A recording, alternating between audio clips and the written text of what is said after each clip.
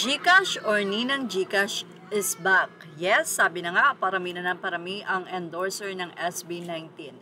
Anyway, mula naman sa isang John Vincent M. Acoba.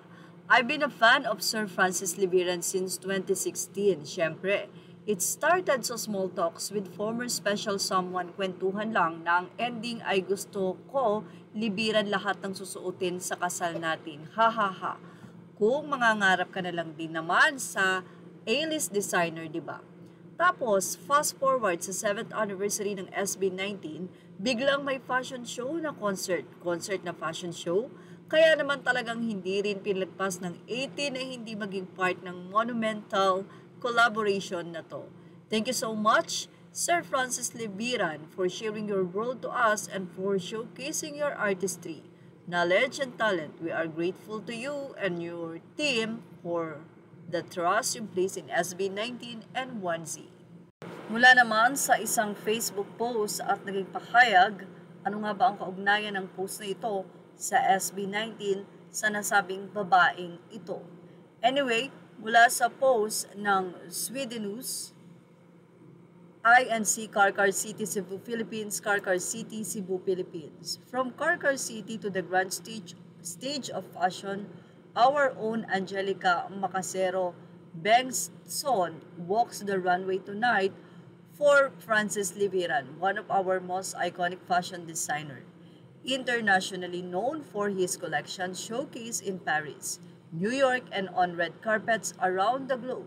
He has dressed Miss Universe finalists and Hollywood stars and stands as a leading figure in the Asian fashion world. The event is #Faso, a dynamic fusion of fashion and music, featuring Francis Libiran and the Philippine supergroup SB19. The venue is Smart Araneta Coliseum in Manila, a legendary arena with capacity of around 16,500 spectators. Famously host to the Trillia in Manila, boxing match between Muhammad Ali and Joe Frazier. With the arena sold out and the event counted among the biggest in Philippine entertainment this year, Angelica's appearance is more than a modeling job. It's a milestone and a proud achievement for our Karkar community. The first Francis Libiran piece she wore was the Araw, Barong Pilipino, designed for Team Philippines to wear during the opening ceremony of the 32nd Southeast Asian Games in Phnom Penh, Cambodia. Congratulations, Angelica! At naging part din siya, lalong-lalo na ng SB19 na halos lahat ng nandun ay mga 18. Narito pa ang ibahagi nating ilang mga mensahe ng mga fan. 18 official mula kay Hidden Me, lahat quotable, doon na lang ako sa Lyrical Death Can Still Win. Doon ako nahatak sa mapa at kento tapos sunod-sunod na. Malalim sila, mga panahong di ko na alam paano abutin ang pangarap ko kasi pangarap kong nakalimutan ko na rin kung ano. Nagbalik yung enthusiasm ko sa buhay dahil sa kanta nila. Di lang talaga for entertainment ang signing, it must be a movement.